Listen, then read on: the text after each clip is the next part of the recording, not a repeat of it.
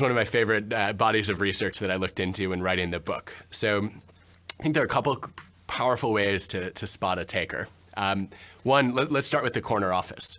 There's a phenomenal study by Chatterjee and Hambrick that looked at over 100 computer companies and actually downloaded the annual reports of each company and tried to figure out, could you identify the taker CEOs without ever meeting them? So they got Wall Street analysts to rate how much is each CEO a taker.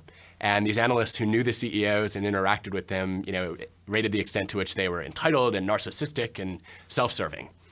And the first factor that really correlated highly with those ratings was the gap in compensation between the CEO and the next highest paid executive.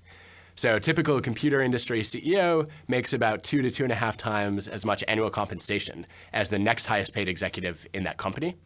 The typical taker CEO had about 7 times more annual compensation than the next highest paid executive in that company. So literally taking more in terms of compensation. The second cue was looking at their speech. So the takers tended to use first-person singular pronouns like I and me, as opposed to us and we when talking about the company. And then the third, my favorite, was the takers literally felt it's all about me. I am the most important and central figure in this company. And when you looked at their photos in the company's annual reports, they actually had larger photos, and they were more likely to be pictured alone. And I think that was a third signal. So those signals don't just show up in the corner office, right? There's new research by Keith Campbell and his colleagues suggesting even you can spot these cues on Facebook.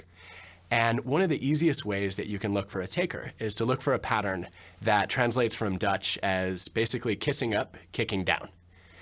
So takers tend to be very careful at impression management and ingratiation when they're dealing with someone superior or more influential. But it's hard to keep up the facade in every interaction. And so it's often peers and subordinates who have a more direct window into what are this person's true motives really like.